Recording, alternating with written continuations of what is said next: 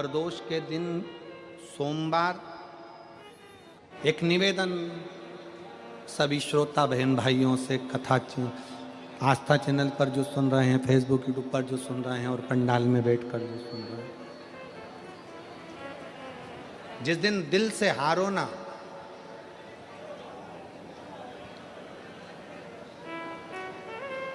थोड़ी तकलीफों में अगर घिर जाओ, तकलीफें आ जाए, कष्ट आ जाए, तकलीफें जिस दिन तुम्हारे भीतर बहुत ज़्यादा मात्रा में आ जाए, उस दिन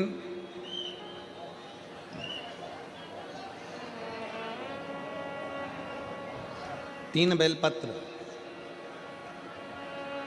एक बेलपत्र में पीला चंदन, बीच वाली पत्ती पर।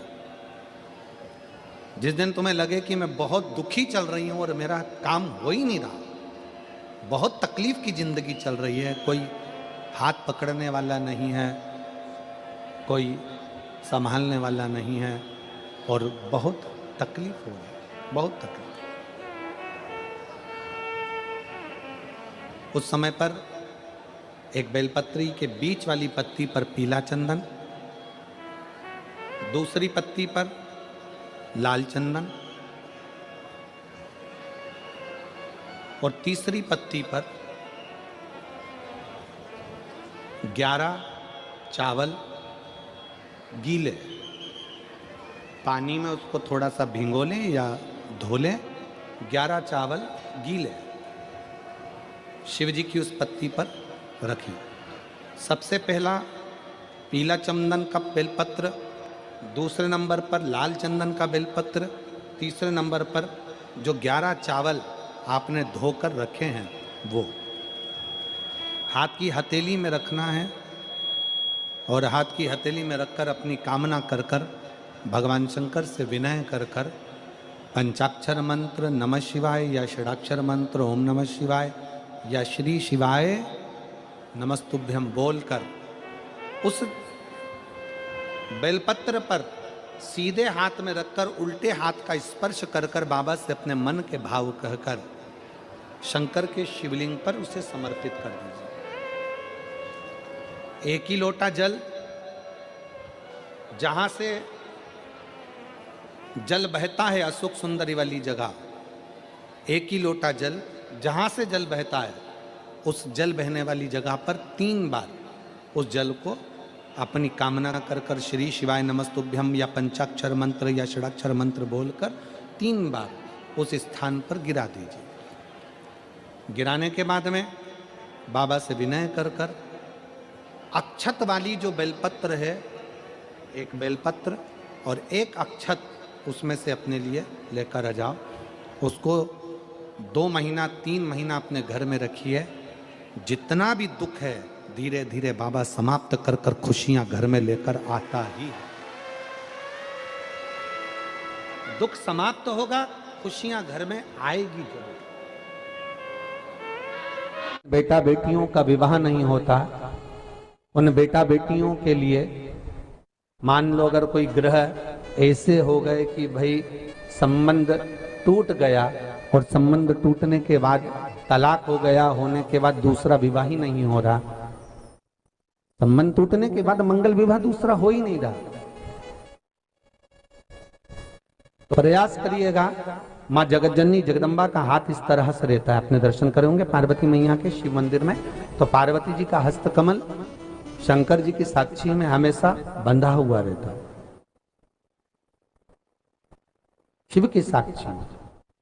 महाराज प्रदोष काल में, प्रदोष के दिन कभी भी, किसी भी प्रदोष के दिन, वैसे तो मूल है इसमें सोम प्रदोष का वर्णन, सोमवार की जो प्रदोष पड़े उसका मूलता माना गया है, पर आप प्रयास करना कि किसी भी प्रदोष के दिन जिसका तलाक हो चुका हो, जिसका संबंध खराब हो चुका हो, संबंध हो ही नहीं रहा हो वापिस से, सोम प्रदोष के दिन जहां मां जगतजननी का हस्त कमल बंधा रहता है और शंकर भगवान का शिवलिंग है। आप लोगों ने कथा सुनी होगी कि सबसे पहली यज्ञोपवीत संस्कार, सबसे पहला यज्ञोपवीत संस्कार किसका हुआ था? और किसने किया? महाराज, सबसे पहला यज्ञोपवीत माता ललिता देवी ने भगवान शंकर को यज्ञोपवीत धारण करवाया था।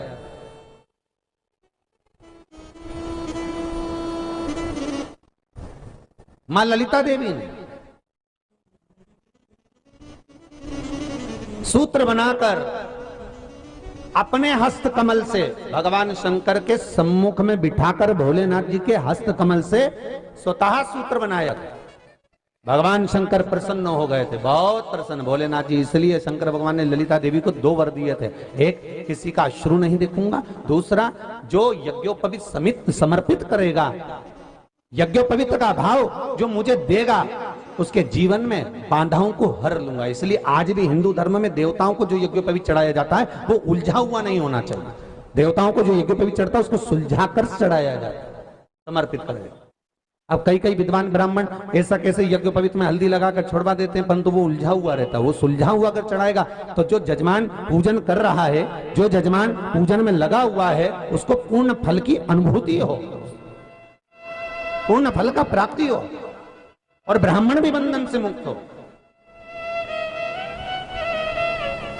ललिता देवी जी तो हमारे यहाँ भौम सोमवार का जो प्रदोष हो, उस प्रदोष के दिन जिसका मंगल विवाह नहीं हो रहा है, सारी तकलीफें झेल रहे हो, बहुत कष्टप्रद हो, तो माँ का जो हस्त कमल है, उस हस्त कमल से लेकर शंकर भगवान के शिवलिंग तक एक कच्चे सूत की धार बनाई जाती है। महाराज 6 धार कच्चे सूत की बनाई जाती है। यहाँ शंकर भगवान का शिवलिंग है, यहाँ माता का हस्तकमल है, हस्तकमल से चालू होकर शिवलिंग, शिवलिंग से चालू होकर हस्तकमल, ऐसी 6 धार बनाई जाती है माता। और धार बनाकर उस धार पर माखन का लेपन किया जाता है भगवान शिव को। जैसा ललिता माता ने भगवान शंकर से वर प्राप्त करा था, उसी तरह फिर उस लेपन को लगाने के बाद उसको उतारकर उसी को लपेटकर शंकर भगवान पर उसको चढ़ा दिया जाता है, मात्र अपनी मंगल विवाह की कामना कर कर। अगर कोई कुंवारी अवस्था में कर रहा है तो उसमें हल्दी लगाए, और अगर कोई शादी होने के बाद, संबंध टूटने के बाद दूसरी शादी के लिए कर रहा है तो उसमें हल्दी ना लगाए। बस इतना अंतर रहता है। शिव महापुराण की कथा कर रहे हैं। 3 स्थान का स्पर्श रोग का निवारण कर देता है। 3 जगह पर चढ़ाया गया अक्षत हमारे मन को एकाग्रित कर कर और हमें अपनी मंजिल तक पहुंचा देता है। और प्रदोष और शिवरात्रि के मिलन का महोत्सव हमारे जीवन को आनंदता दे। प्रदोष का दिन, प्रदोष काल का समय, भगवान शंकर प्रदोष के दिन, प्रदोष काल में अपने भक्तों के घर पर नंदी के कान में जो बोल कर जाता है, शिवजी नंदी पर बैठकर उस भक्त के दरवाजे पर उसका कल्याण करने के लिए प्रदोष के दिन, प्रदोष काल में पहुंचते हैं। हर हर प्रदोष के दिन, प्रदोष काल में देवाधिदेव महादेव उस शंकर के भक्त के घर जाते हैं, जो भगवान नंदीश्वर के कान में कहकर जाता। नंदी के कान में जिसने कहा,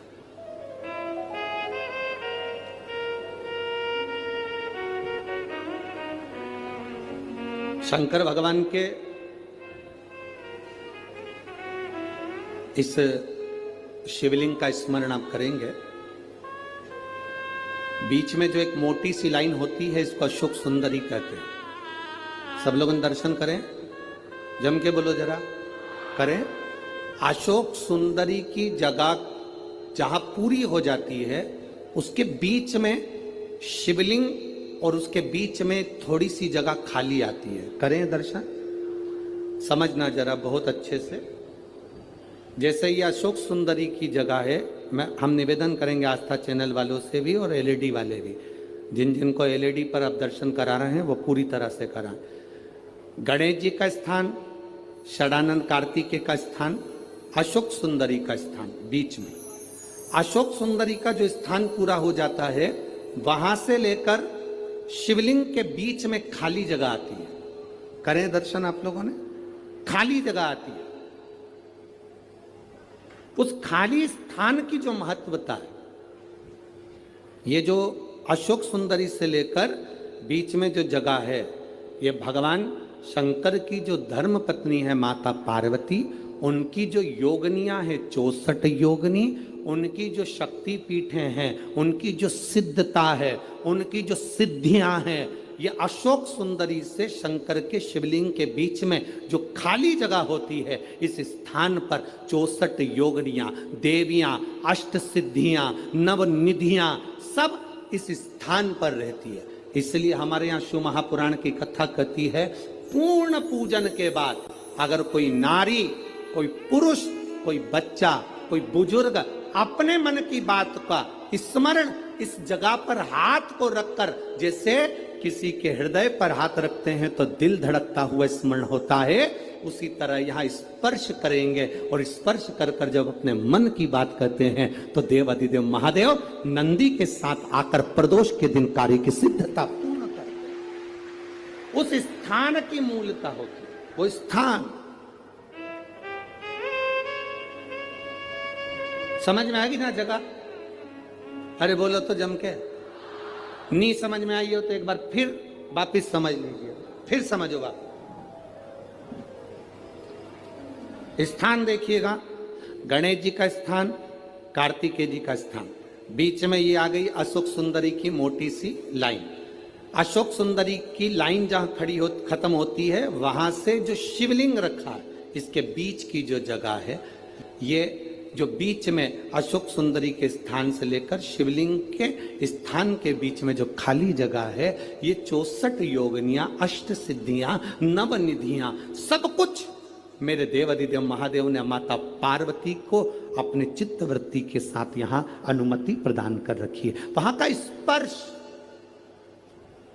वहां का मात्र स्पर्श और हमारे दिल की बात, शंभो शरणे पड़ी मांगू घड़ी रे, दुख काटो दया करी ने दर्शन। उस स्थान का स्पर्श हमें सुख देता, स्थान का स्पर्श।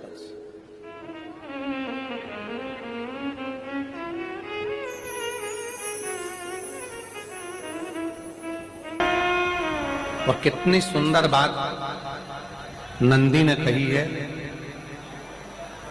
नंदी ने ये बात जो कही वो वास्तव में बड़ी सुंदर है कि मान लो यदि कोई कार्य तुम्हारा हो नहीं रहा और पूरी दुनिया में तुमने कर कर देख लिया, बहुत प्रयास कर कर देख लिया, तो भी वो कार्य अगर तुम्हारा नहीं होता, तो फिर एक काम करो कि शिव की स्तुति करो, शंकर की स्तुति, शंकर का गुणगान, शंकर की भक्ति, शंकर का स्मरण।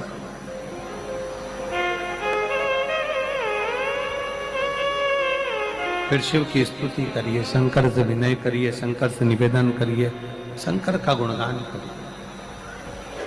प्रदोष का दिन, प्रदोष काल,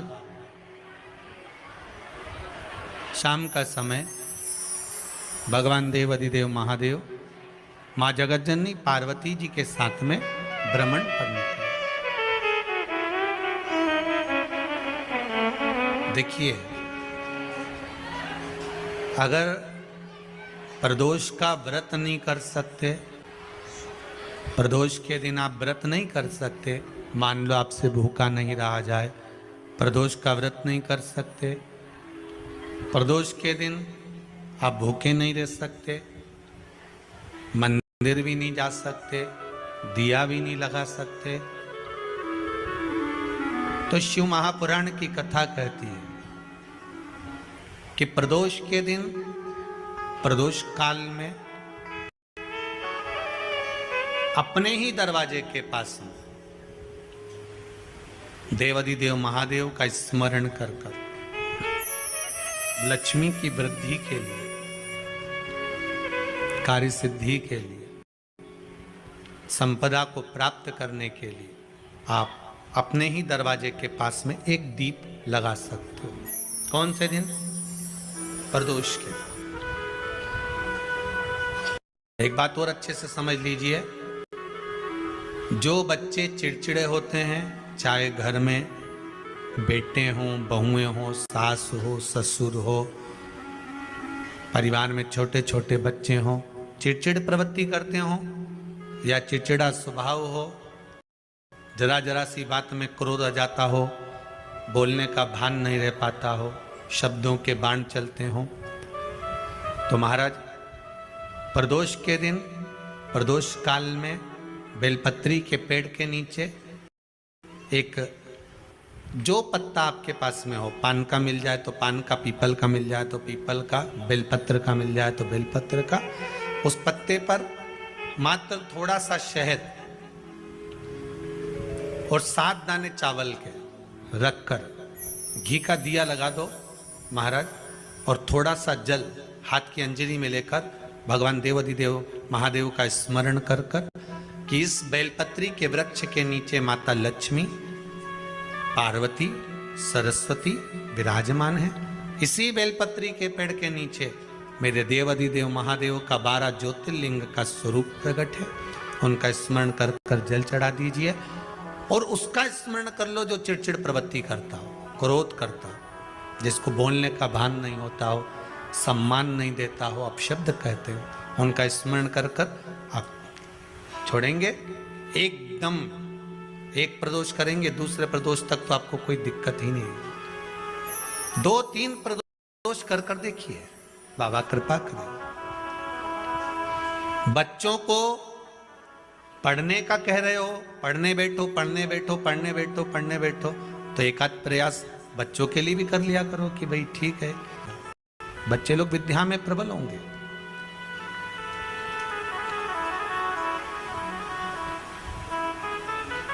शिव उपासना का जो फल है वह 1000 गुना का लगे। कोई शंकर का विरल भक्त, शिव का उपासक, शंकर का गुणगान आनंदमय करने वाला, हम तो यहां तक मेरी जीजियों से कहेंगे, तुम्हारे घर के नजदीक में कोई शंकर का मंदिर होना, ओ मेरी बहनों, मेरी जीजियों, मेरे जीजाओं, मेरी बेटियों, बेटाओं, तुम्हारे नजदीक में अगर शंकर का मंदिर हो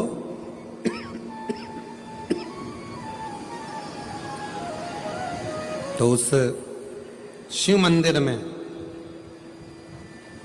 सोमवार के दिन, प्रदोष के दिन यदि कुछ लोग एकत्रित होते हों, भजन करते हों, कीर्तन करते हों, कुछ नहीं तो अपने घर से एक बाल्टी में पानी भरकर उनको पिला कर आ जाया करो। पानी नहीं हो तो थोड़ी खड़ी शक्कर ले जाया करो, थोड़ा गुड़ ले गए, उनका मुख झूठा करा दिया करो। क्यों? क्योंकि शिव भक्त के शरीर की हड्डी का स्पर्श भी राक्षस को हो गया, वो तर गया।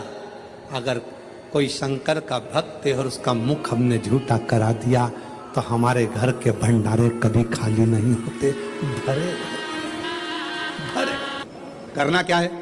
जब व्यक्ति को ऐसे गलत विचार आने लगे पूजन के समय पर, अच्छी जगह पर, ये गलत गलत विचार, आप गलत कर नहीं रहे हो, आप मांसाहार नहीं कर रहे हो, आप किसी स्त्री को गलत नहीं देख रहे हो, आप किसी पुरुष को गलत नहीं देख रहे हो, आप किसी मदिरा की दुकान पर नहीं गए हो, पर आपकी विचार धारणा में अगर ये चीजें पूजन करते समय, भजन करते समय, अर्चना करते समय, मंदिर जाते समय, मंदिर में बैठते समय, मंदिर में उपास करते समय तुम्हारी बुद्धि में अगर ये चीजें आ रही हैं, मन में अगर ये चीजें पाठ करते करते भी अगर आ रही हैं, तो समझ लेना कि आपके ऊपर कहीं ना कहीं किसी ना किसी रूप में कोई अन्न किसी के घर का ऐसा खा लिया है जिसके कारण तुम्हारी बुद्धि थोड़ी सी भ्रष्ट हुई है। उसको सुधारें कैसे, उसको संवारें कैसे?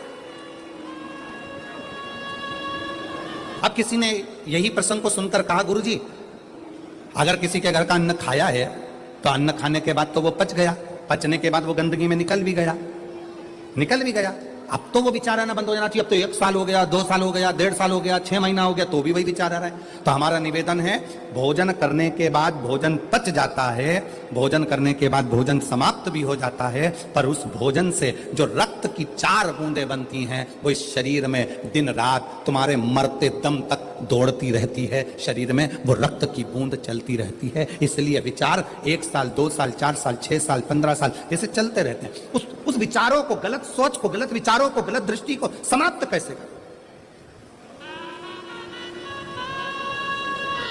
मेरी जीजियों, मेरे जीजाओं, मेरी बेटियों, बेटाओं, मेरी माताओं, मेरे भाई, मेरे बांधव, अपने को भी अगर गलत विचार आते हो, पूजन के समय पर पाठ करते करते गलत जगह पर अपना मन जा रहा हो, तो 5 प्रदोष, एक कटोरी में 1 चम्मच घी गाय का, देसी गाय का 1 चम्मच घी, 1 चम्मच भी ना हो तो आधी चम्मच घी, आधी चम्मच भी अगर घर में ना हो तो 2 बूंद घी, 2 बूंद भी ना हो तो देसी गाय का 1 बूंद घी अपनी हथेली में मध्य में लगाकर, जो शंकर भगवान का, भगवान शिव जी का जो शिवलिंग होता है, उस शिवलिंग के ऊपर के भाग पर अपनी हथेली को रखकर, और जो अशोक सुंदरी वाली जगह है उस जगह पर अपनी हथेली का घर्षण करना चाहिए। लगभग 5 प्रदोष अगर आपने कर लिया तो निश्चित है आपकी बुद्धि में कभी गलत विचार पूजन करते समय आएगा ही नहीं, और गलत दृष्टि की ओर जाओ।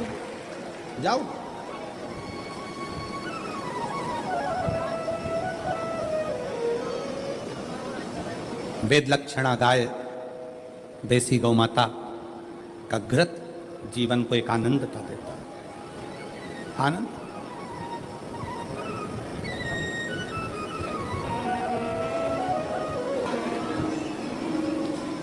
गौ माता का, देसी गाय का घृत, वेद लक्षणा गाय का 1 बूंद घृत हाथ की हथेली पर लगाकर शिवलिंग के ऊपर और अशोक सुंदरी की जगह पर घर्षण करने से जो गलत विचार, गलत सोच, गलत दृष्टि, गलत भाव, ये समाप्त हो जाता है। समाप्त हो। किसी सोमवार को 3 नियम बना लो। जिस दिन मेरा भोले बाबा तुम पर कृपा कर दे, उस दिन सोमवार का एक नियम बनाओ कि महीने का 1 सोमवार मुझे ऐसा करना है, 3 नियम धारण करना है महीने के सोमवार को। पहला, सुबेरे जाकर शंकर भगवान को 1 लोटा जल चढ़ाना है। दूसरा, दोपहर के समय पर जाकर मुझे बेलपत्री के वृक्ष के नीचे एक चावल का दाना रखकर बेलपत्री की 7, 11, 21, 108, 51 जितनी परिक्रमा आप लगा सकते हो वो लगाना है। और तीसरा, बेलपत्री के वृक्ष के नीचे और शंकर के मंदिर के दरवाजे पर मुझे 1 घी का दीपक लगाना है। बस ये 3 नियम जिसने महीने में 1 बार ले लिया, समझ लो उसको पीछे हटने की जरूरत ही नहीं, वो आगे ही बढ़े।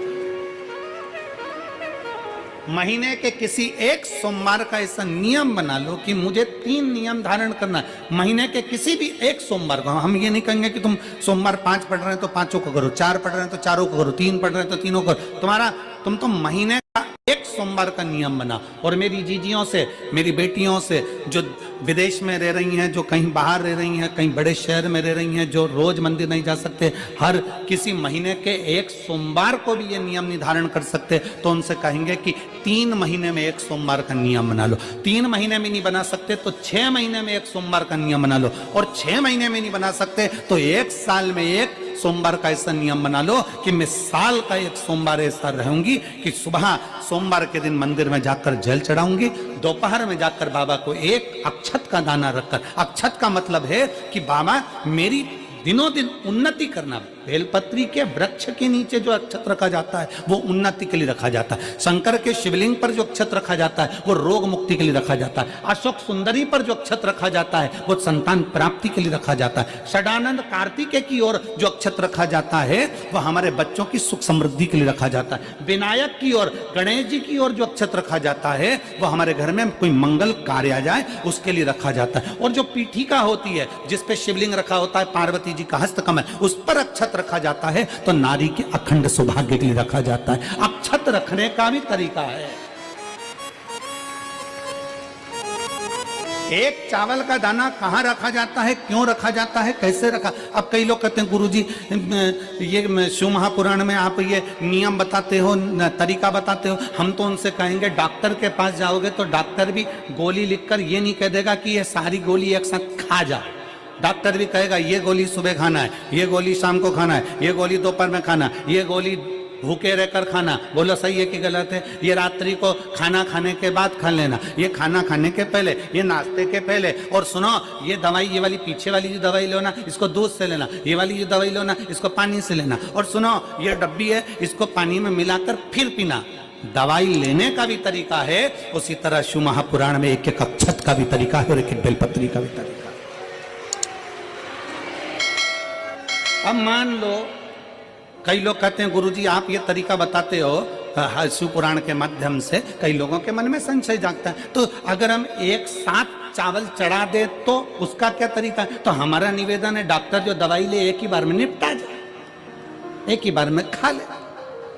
दवाई एक बार में पूरी खा गए असर नहीं करेगी, इसमें डॉक्टर का कोई दोष नहीं है। उसने तो बताया था ऐसे लेना, ऐसे लेना। और तुमने मैं डॉक्टर साहब ने पूछा दवाई पूरी ली, शाम की दवाई भूल गई थी, सवेरे की दवाई भूल गई थी, ये दवाई भूल गई थी। डॉक्टर कहेगा हमने तो नियम बताया, तब तुमने नहीं खाई तो असर कहाँ से करेगी?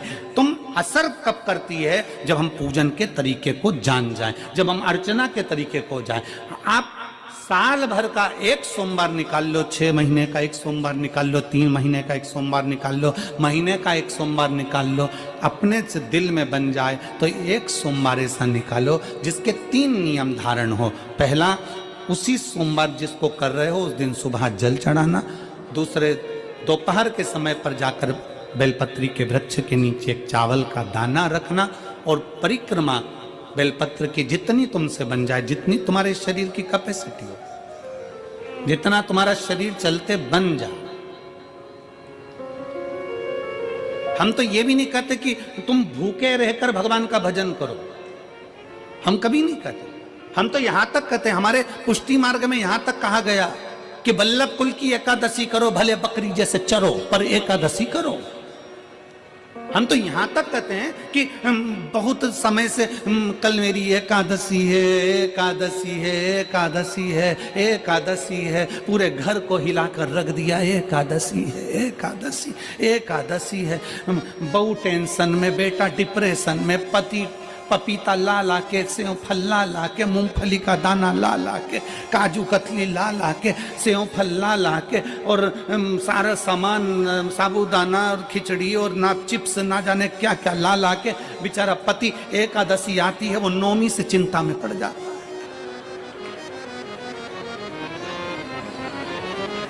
हम तो ये भी नहीं कहते कि तुम व्रत बहुत भारी करो, तुम व्रत उपास भी बहुत टेंशन वाला करो, ना ना ना।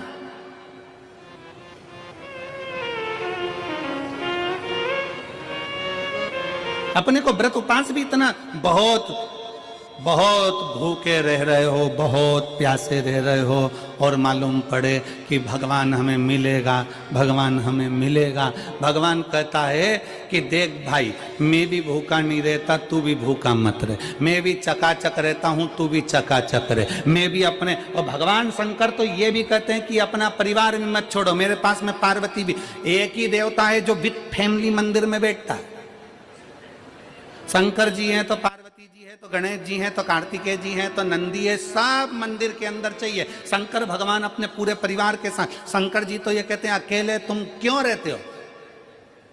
अगर किसी कामना के वश अगर हम दीप लगा रहे हैं या हमारे मन में कोई भाव उत्पन्न है और हम बाबा से कहना चाहते हैं कि बाबा मेरा ये कार्य है आप पूर्ण करिएगा, तो फिर शिव मंदिर में भी लंबी बाती का दीप आप प्रदोष या सोमवार की अष्टमी या सोमवार या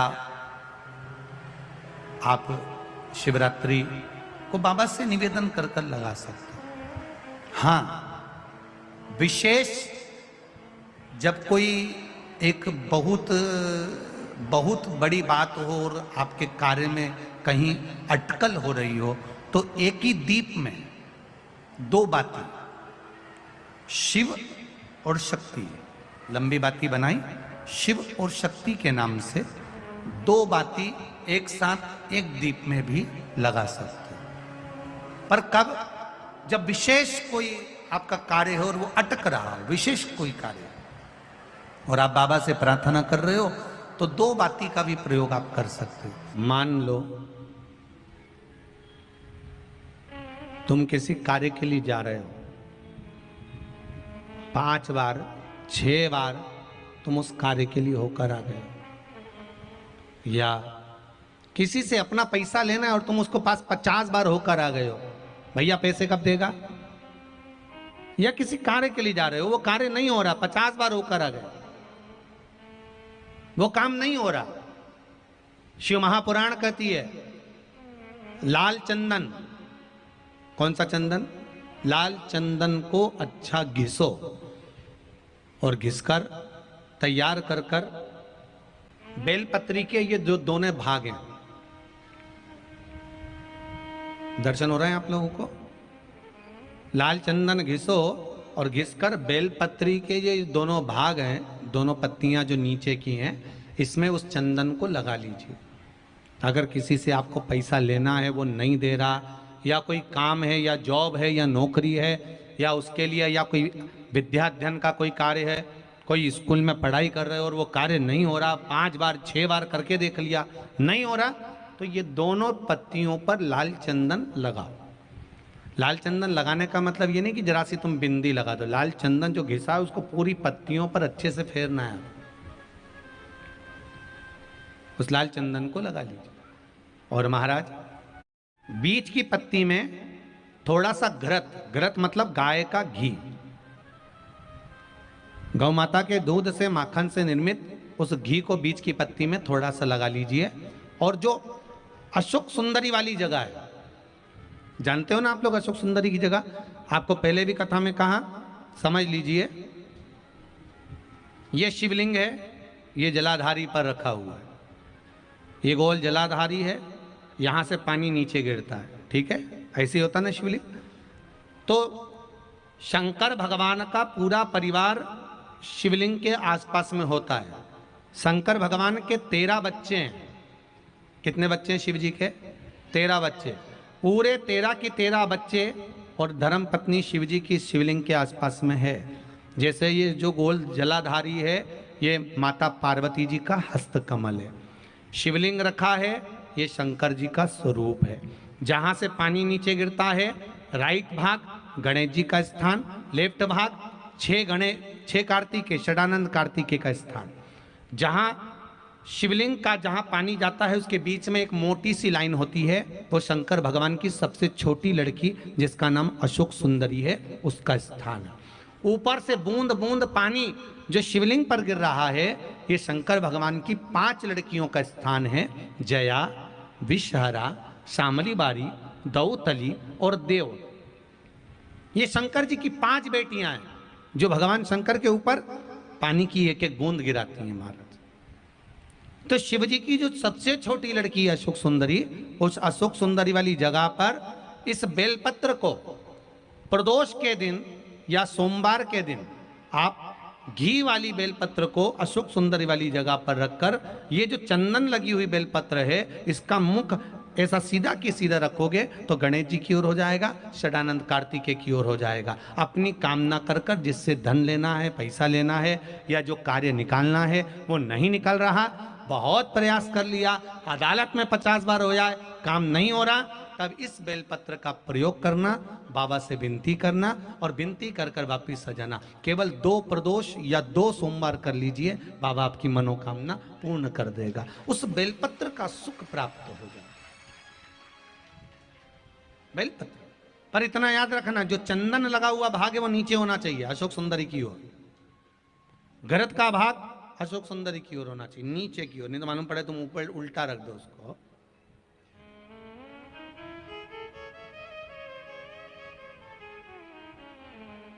शिव स्मरण में यही चीज विवाह में भी कार्य आती है। जिन बेटा बेटी का विवाह नहीं हो रहा, 30-30 साल के हो गए, 28 साल, 40 साल, 25 साल के हो गए, विवाह नहीं हो रहा, तो आज बेलपत्री पर दोनों पत्तियों पर लाल चंदन लगाइए और बीच वाली पत्ती पर पीला चंदन लगाइए। जिसका विवाह नहीं हो रहा उस नीचे की दोनों पत्ती पर लाल चंदन और बीच वाली पत्ती पर पीला चंदन। महाराज पीला चंदन लगाने के बाद में जो लाल चंदन है उस लाल चंदन से 7 बिंदी पीले चंदन वाली पत्ती पर लगवा दीजिए। जिस लड़का लड़की का विवाह नहीं हो रहा उससे लाल चंदन की 7 बिंदी लगवा दीजिए और लगवाकर जहां पर अशोक सुंदरी का स्थान है वहां पर उस बेलपत्री को उसका नाम और गोत्र बोलकर, जिस व्यक्ति का विवाह नहीं हो रहा नाम और गोत्र बोलकर आज रात्रि के समय पर या आज शाम के समय पर उस बेलपत्र को भगवान शंकर की अशोक सुंदरी की जगह पर चढ़ा दो और बाबा से विनती कर लो, बाबा मेरा मंगल विवाह हो, ऐसा निवेदन कर लो। 3 महीने के अंदर विवाह पक्का, भगवान विवाह पक्का करा ही दे। जिसका विवाह नहीं हो शादी मानो बेलपत्री का प्रयोग,